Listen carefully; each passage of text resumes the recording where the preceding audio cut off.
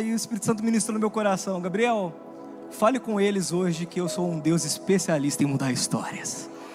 Eu não sei você, mas eu quero viver tudo que Deus sonhou para mim. Quantos querem? E se tem algo que é engraçado quando nós falamos sobre um Deus que muda histórias, é que normalmente Ele não aparece no melhor capítulo da nossa vida, é ou não é? Você já percebeu que normalmente Deus vai aparecer no dia mais desafiador da nossa história? É no dia difícil que Ele aparece, é no dia que você quer desistir que Ele aparece, é no dia que você fala assim, não tem mais jeito que Ele aparece. E eu não sei como que você entrou hoje aqui. Se você entrou aqui hoje assim, eu quero dizer para você, hoje é o dia que Jesus marcou para aparecer na sua vida. Hoje é o dia que Jesus marcou para aparecer na sua história. Por quê? Porque quando tudo se torna impossível, Ele vem fazendo o extraordinário. Você crê nisso? E é incrível isso, porque normalmente quando Deus vem, quando Ele aparece, Ele chega na nossa vida no cenário mais desafiador. Deus não apareceu para Sara quando ela era nova e fértil. Deus vai aparecer para Sara já velha, uma mulher que já não podia gerar, e vai olhar nos olhos dela e vai dizer assim: Sara, você vai ser mãe. Deus não vai aparecer para Gideão quando Israel estava no auge. Deus vai aparecer para Gideão quando Israel está sendo escondida, porque estava com medo dos medianitas. E Deus vai olhar para Gideão e vai falar: Gideão, eu sou com você, vai nessa tua força. Ele pode falar uma coisa? Tem força de Deus escondida em você. Você fica com medo, mas Deus está falando: tem força aí. Você quer retroceder, Deus está falando: tem força aí. Deus, mas eu estou escondido, eu não tenho perspectiva. Ei, se Deus está falando vai nessa tua força, é porque tem algo em você que nem você sabe, mas que está no tempo certo de acontecer. E quando a gente vai ver sobre histórias que Deus muda, histórias que Deus chega, você vai ver que uma das histórias que Deus chega, que mexe muito comigo, é de um homem muito conhecido, mas uma história muito pouco contada. Eu tenho certeza que você já ouviu a história do grande rei Davi, sim ou não? Eu garanto para você que por mais que seja um dos personagens bíblicos mais conhecidos do Antigo Testamento, é uma das pessoas que nós menos conhecemos sua história de verdade. E a gente sabe disso porque se eu perguntar para alguém aqui qual era o nome da mamãe de Davi, provavelmente quase ninguém vai se lembrar. É ou não é?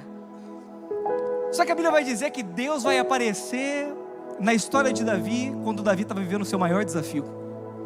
E o maior desafio de Davi não foi quando ele enfrentou Golias, o maior desafio de Davi não foi quando ele matou o urso, o maior desafio de Davi não foi quando ele matou o leão.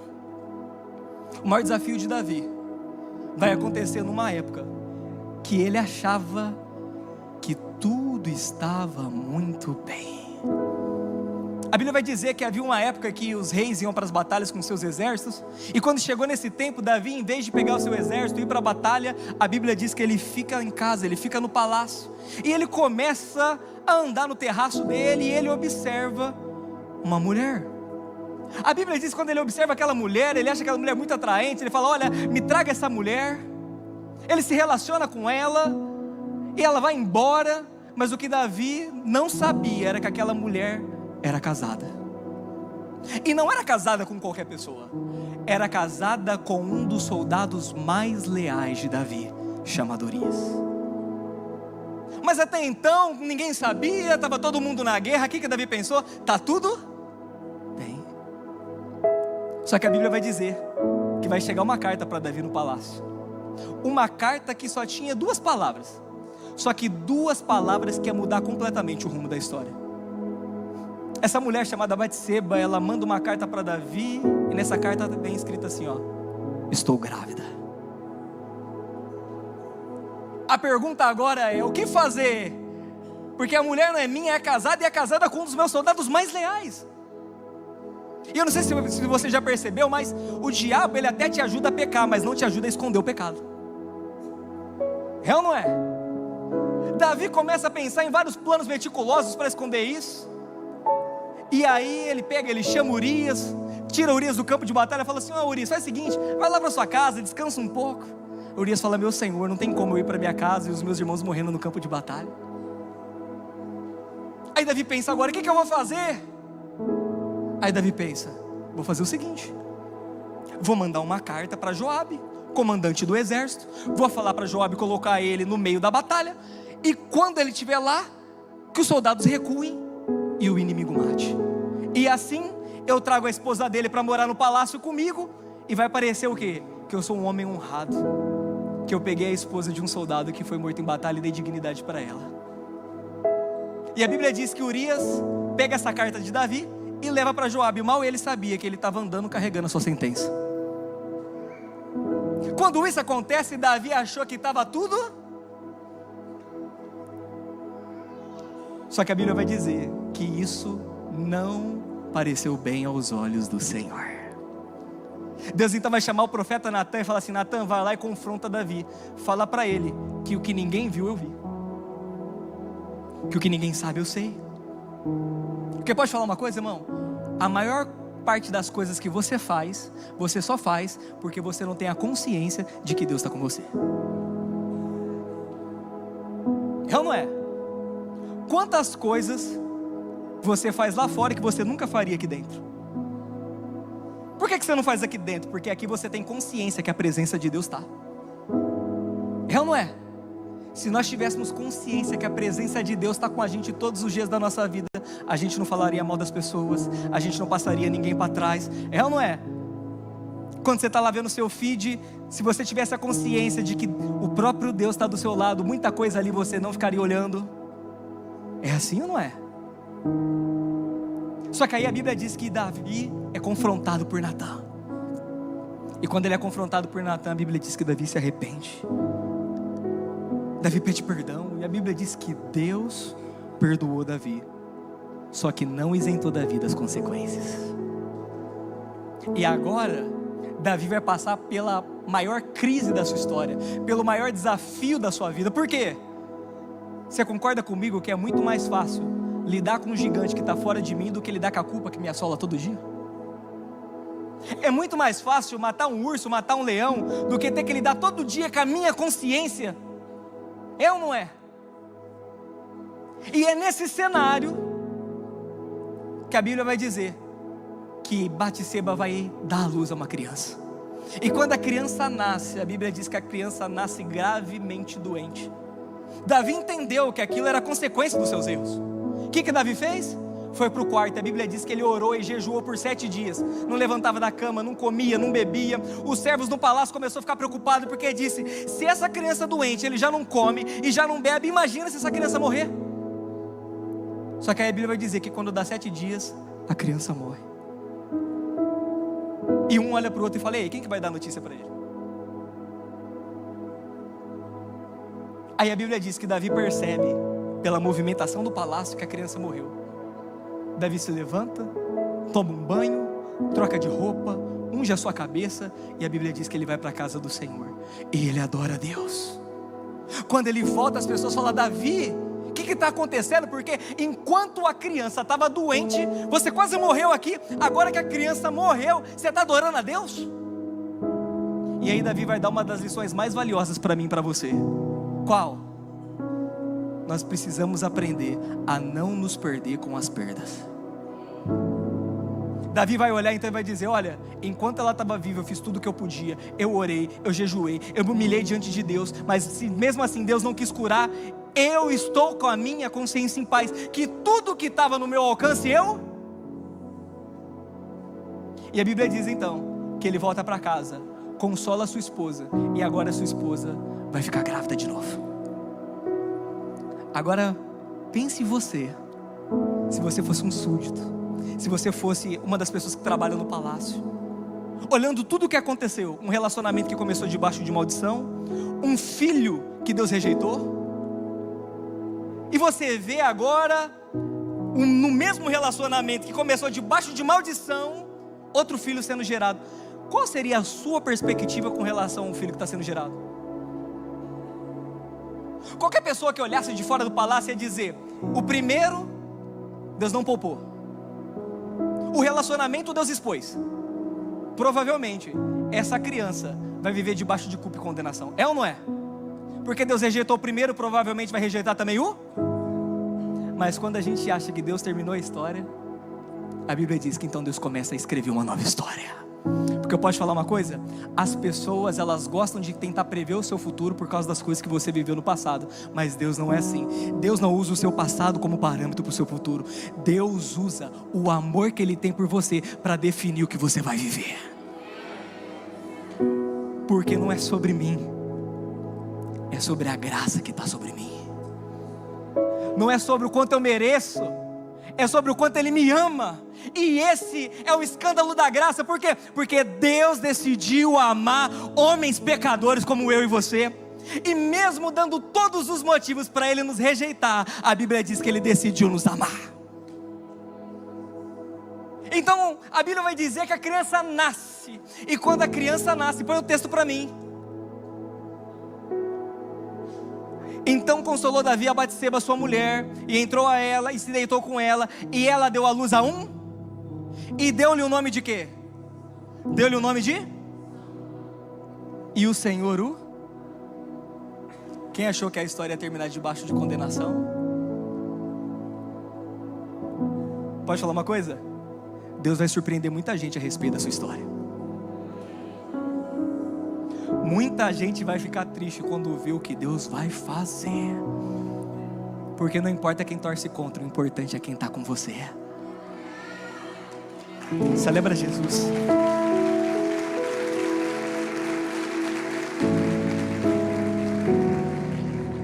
E o próprio Salomão um dia vai escrever: melhor é o fim das coisas do que o início delas. Porque para Deus não importa como você começa, para Deus importa como você termina. Ah, irmão, eu sinto Deus nessa palavra. Eu sinto Deus curando identidades. Eu sinto Deus restaurando pessoas hoje aqui. Ei, deixa eu te falar uma coisa. Você vai terminar bem porque Deus é com você. Deus é com você. Deus olhou para aquela criança e Deus Quando aquela criança nasce, Davi pega aquele menino, Davi olha nos olhos e vê um filho homem, e ele diz: o nome dele será Salomão, porque Salomão significa paz, como quem diz: agora a minha história vai ter? Olha para a pessoa do seu lado e fala assim, ó: você precisa aprender a sonhar mais alto. Tudo que Davi queria era paz.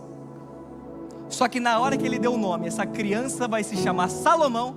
A Bíblia diz que Deus então vai incomodar o profeta Natan, vai falar: Natan, volta lá de novo. Só que agora você não vai voltar para confrontar, você vai voltar para anunciar o melhor tempo que Davi vai viver. Por quê? Então enviou pela mão o profeta Natan, dando-lhe o nome de Gedidias, por amor ao... Deus vai mudar o nome de Salomão para todo mundo Salomão, para Deus o amado do Senhor. Pode falar uma coisa? As pessoas te odeiam pelo mesmo motivo que Deus te ama. A Bíblia diz que os irmãos de Davi odiavam Davi porque ele era ruivo e Deus o amava. As pessoas te odeiam pelo mesmo motivo que Deus te ama. Porque a Bíblia diz que não tem como esconder uma cidade iluminada. Deus colocou algo em você, irmão, que... Pode falar uma coisa? A Bíblia diz assim: vós sois a luz do mundo. É só te colocar no escuro que você vai ver o tanto que você brilha. Isso incomoda. Mas o importante não é quem está contra, o importante é que Deus está a favor. E operando Deus, meu irmão, não tem mandinga, não tem inveja, não tem palavra contrária que pode impedir. Para todo mundo você pode viver uma vida baseada no seu erro, mas para Deus eu digo para você: você é amado. Aleluia! Veja, Salomão vai se tornar um dos maiores reis de Israel, um dos homens mais sábios de toda a Bíblia, sim ou não? Mas Deus não amou Salomão quando ele era rei. Deus não amou Salomão quando ele se tornou o homem mais sábio. Por quê? Porque Deus não te ama por aquilo que você faz, Deus te ama por quem você é. Pode falar uma coisa? Salomão não se tornou o maior rei do nada. Deus não amou porque ele era o maior rei. Na verdade ele se tornou o maior rei porque Deus o amou. Salomão não era o homem mais sábio do nada. Ele se tornou o homem mais sábio porque Deus o amou. Porque o amor de Deus não é o ponto final da nossa história, é o ponto de partida. E tem algumas coisas, irmãos, que só quem foi amado por Deus consegue viver. Quantos aqui foram amados pelo Senhor? Então essa palavra é para você. A primeira coisa que toda pessoa que é amada por Deus vai viver é uma identidade clara. Irmão, a gente vive numa época que as pessoas estão tão perdidas, mas tão perdidas, que elas correm de um lado para o outro, faz curso aqui, faz curso ali, para ouvir quem que elas têm que ser. É ou não é? Irmão, conheci pessoas que gastou rios de dinheiro para sentar com gente, para essa pessoa falar quem que ela era. Qual que é a minha identidade? Qual que é o meu propósito? Quantas e quantas vezes eu não ouço isso? Gabriel, qual que é a minha identidade? Qual que é o meu propósito? Como que eu faço para saber o que é isso? Será que eu estou fazendo a coisa certa? E posso falar uma coisa, irmão? Homem nenhum pode falar quem você nasceu para ser, senão quem te criou. O problema é que é mais fácil a gente falar com um homem do que a gente dobrar o nosso joelho e falar com... Deus não só mudou o nome de Salomão, Deus mudou a história dele. E toda mudança de história começa com clareza de identidade. Salomão não se tornou rei por acaso, ele se tornou rei porque ele entendeu: Deus me amou. Eu sei quem eu sou em Deus. E diferente do mundo, que você é aplaudido pelo resultado que tem, pela conquista que tem, no reino de Deus não é assim. No reino de Deus primeiro você vem do jeito que você está e Deus te transforma em quem Ele quer. Primeiro você chega do jeito que você está e Deus muda a sua vida para a forma que Ele quer. Porque Deus está mais preocupado com você do que o que você pode fazer. E Jesus vai deixar essa clareza de identidade muito clara. Eu não sei se você percebeu, mas certo dia Jesus estava andando com seus discípulos e Ele olhou para os seus discípulos e disse assim: olha, o que as pessoas dizem que eu sou? Quem as pessoas dizem que eu sou? Um olha para o outro e fala assim: uai, uns falam que você é um tal de Elias, outro fala que você é um profeta. Aí Jesus vai estreitar a conversa e fala assim: ó, mas e vocês? Quem vocês dizem que eu sou? Aí a Bíblia vai dizer que Simão vai tomar a palavra e vai falar assim: Jesus, Tu és o Cristo, o Filho do Deus vivo. Quando ele declara quem Jesus é, Jesus vai explicar como foi que ele chegou nessa conclusão. E olha o que Jesus vai dizer. E respondeu Jesus, disse: bem-aventurado és tu, Simão Barjonas, porque tu não te revelou a carne e o sangue, mas o meu Pai que estás no... Presta atenção, ele só conseguiu saber quem era Jesus porque o Pai que o fez, o falou. Porque ninguém pode falar quem você é se o Pai que te fez não falar. Ah, você não entendeu isso aqui não. Vou melhorar. À medida que Simão teve a revelação de quem era Jesus, Jesus foi revelando quem era Simão. Porque eu me conheço a partir do momento que eu vou conhecendo Jesus. Não é um curso que vai dizer quem você é, não é um outro homem que vai dizer quem você é. É você se relacionar com Jesus diariamente, você vai conhecendo quem você é. Porque agora que ele entendeu quem Jesus era, olha o que a Bíblia vai dizer, próximo verso. Pois também te digo que tu és... Qual que era o nome dele? Mas Jesus vai dizer: as pessoas te chamam de Simão, mas para mim você é... E sobre essa pedra edificarei a minha igreja, e as portas do inferno não vão prevalecer contra...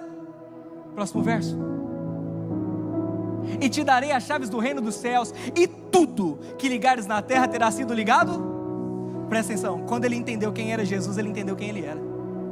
E eu não sei se você lembra, mas Pedro era um cara inconstante, imaturo, afobado, é ou não é?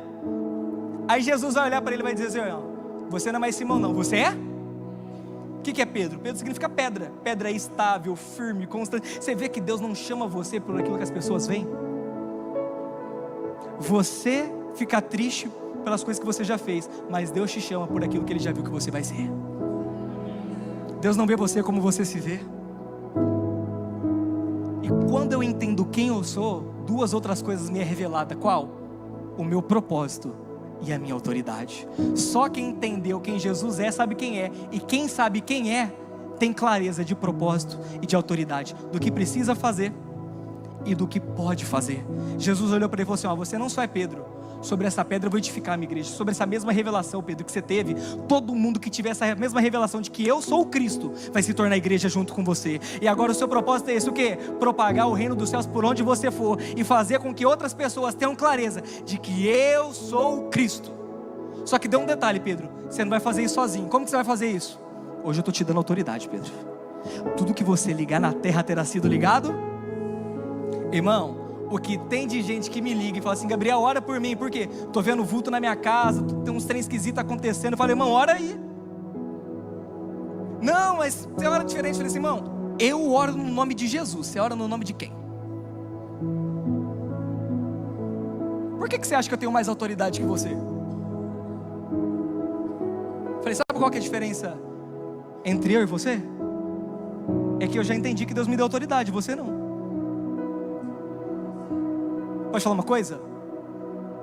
Quanto mais você entende quem você é, menos você se preocupa com o que está acontecendo. Quantas e quantas vezes pessoas me ligaram e falaram: Gabriel, ora por mim, porque fulano falou que fez mandinga para mim, Gabriel. Aí eu olhei, parei, eu falei assim, as pessoas acreditam mais na palavra do diabo do que na palavra de Deus, porque o diabo fala que vai matar, ela corre para a igreja. Deus fala que vai abençoar, ela fica pedindo confirmação. Pode falar uma coisa? Ninguém amaldiçoa quem Deus abençoou. Ninguém pode parar quem Deus está elevando. Ninguém pode resistir quando Deus quer te exaltar. Celebra Jesus. Aleluia.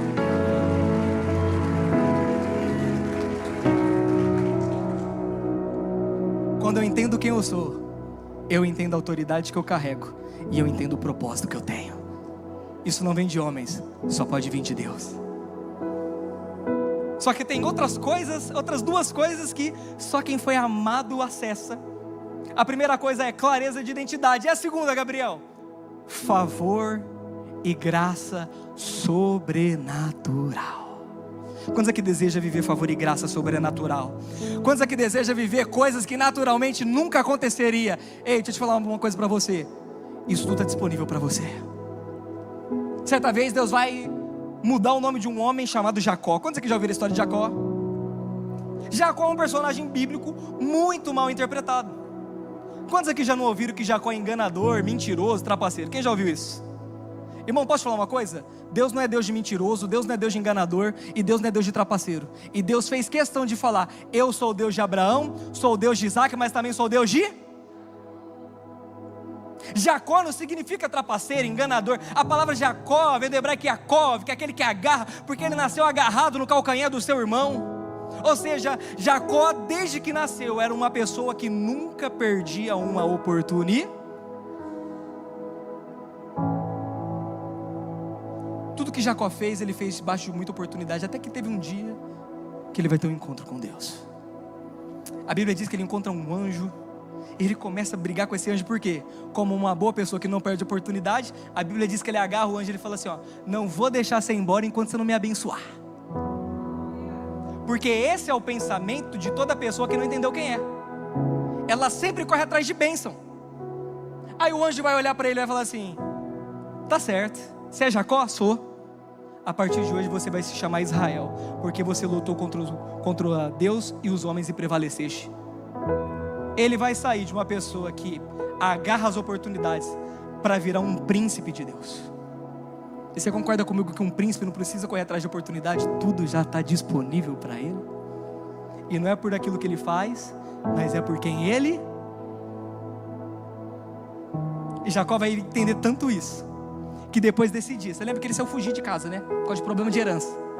A Bíblia diz que Abraão foi muito rico, multimilionário. Era o homem mais rico do Oriente. Abraão vai morrer, Isaac vai ficar com o patrimônio. Você concorda comigo que era muito dinheiro? E a Bíblia vai dizer que Isaac foi mais rico que Abraão. Quando Jacó vai embora, quem que fica com o patrimônio do pai? Seu irmão Esaú. Você concorda que Esaú era o homem mais rico daquela época? Só que a Bíblia vai dizer que depois desse dia Deus vai abençoando tanto Jacó, que Jacó também fica rico. Não como irmão, mas fica rico. E a Bíblia diz que quando ele encontra o irmão, que ele está voltando para casa, ele olha nos olhos do irmão. E agora ele já não era mais o Jacó, agora ele era o Israel. Ele olha nos olhos do irmão e fala assim: meu irmão, me perdoa por tudo que aconteceu. E como um ato de benevolência e graça, pega todo o patrimônio que eu construí ao longo desses anos fora de casa. Está aqui, Esaú olhou e falou assim: Jacó, eu sou muito rico, eu não preciso de tudo que você tem, porque eu já tenho muito. Aí Jacó vai olhar para ele e vai falar assim: não, meu irmão, fica com tudo que eu tenho, porque eu já tenho tudo. Presta atenção. O homem mais rico que tinha falou que tinha muito. O segundo mais rico falou que já tinha. O que isso quer dizer? Que toda pessoa que enriquece debaixo do seu esforço próprio, sempre vai achar que tem muito. Mas quem enriquece debaixo do favor de Deus, sempre vai entender que tem tudo. Porque o tudo dele não está nas coisas, o tudo dele está em Deus. E Jacó entendeu que o mesmo Deus que prosperou ele, mesmo saindo de casa só com a roupa do corpo, era poderoso para prosperar de novo. Pode falar uma coisa? Eu não sei o que te roubaram, o que te lesaram, o que te tiraram, mas Deus está dizendo através da minha boca hoje para alguém aqui: hoje é uma noite de restituição. Não importa o que tiraram de você, muito mais tem eu para te dar do que o diabo para te tomar. Jacó entregou tudo e no final virou o chefe de 12 grandes tribos. Você lembra Jesus? Aleluia! Ninguém lembra de Esaú, mas todo mundo lembra de Israel. Porque Deus abençoou tanto Jacó, que ele passou de ser um homem para ser uma nação. E a terceira coisa que toda pessoa que é amada por Deus vive é um legado, aonde o que Deus fez em você não para em você, mas toca suas próximas gerações. Pode falar uma coisa? Se o que aconteceu na sua vida parou em você, isso não veio de Deus. Por quê? Porque é muito pequeno. Deus não sabe fazer pouco. Diga bem forte assim: Deus não sabe fazer pouco. Deus não sabe abençoar pouco. Quando Deus quer abençoar, olha que a Bíblia diz: ser fiel no pouco e no muito te colocarei. Lembra da pesca maravilhosa? Deus falou assim: vai, joga a rede. Pegaram tanto peixe, mas tanto peixe que o barco quase afundou. Porque Deus não sabe fazer pouco. Mas olha o que a Bíblia vai dizer: que Deus vai mudar o nome de um homem chamado Abraão. Ele se chamava Abraão, e Deus vai dizer: a partir de hoje você será Abraão. O que significa Abraão? Pai exaltado. O que significa Abraão? Pai de multidões. Só que pensa comigo, todo judeu tem muito forte no seu coração de que o nome fala muito de quem você é. Todas as vezes que Abraão encontrava com alguma pessoa na rua, e as pessoas falavam assim: qual que é o teu nome? E ele falava: Abraão, pai de multidões. Qual que era a próxima pergunta? Cadê seus filhos? Você não é o pai de multidões? Cadê os filhos? Veja, no próprio nome já carrega a promessa. E vai ter fase na sua vida que você vai precisar andar à altura da promessa, mesmo sem ter vivido a promessa. Vai ter fase na sua vida que tudo que você vai ter é uma palavra de Deus, e ela vai ser suficiente. Abraão foi tão abençoado por Deus, que Deus vai dizer assim para ele: Abraão, você será uma bênção, e em ti todas as famílias da terra serão abençoadas. Quando Deus deu Isaac para ele, ele já estava velho. Abraão só viu Isaac, mal sabia ele que tinha eu e você depois de mim.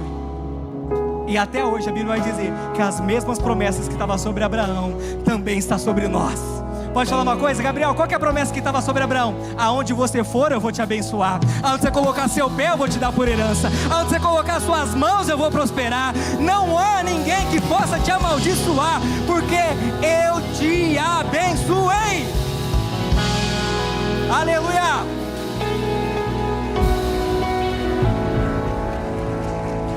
E eu encerro aqui para a gente orar. Deus não parou de escrever histórias. Deus não parou de mudar nomes. Porque eu não sei se você percebeu, o que Deus fez por mim e por você, não fez por ninguém no Velho Testamento. No Velho Testamento, Deus não ofereceu um bezerro por ninguém. Mas no Novo Testamento, a Bíblia diz que Deus olhou para mim, olhou para você, e vai dizer: eu amei o mundo de uma tal maneira,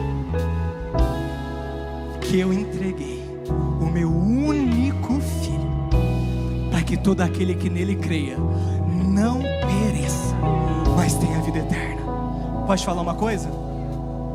A entrega que Deus fez por você revela o valor que você tem diante dele. Você é amado. Gabriel, e aí? Deus só me amou? Não, a Bíblia diz que em Cristo nós somos mais do que? E olha que a Bíblia vai dizer em Apocalipse: quem tem ouvidos ouça o que o Espírito diz às igrejas. Ao que vencer, darei de comer do maná escondido, e dar-lhe-ei uma pedra branca, e na pedra branca um novo, o qual ninguém conhece, senão aquele que o... Deus tem um novo nome para você, Deus tem uma nova história para você, Deus tem um novo tempo para você. Deus é com você. Se você recebe essa palavra, fica de pé no seu lugar.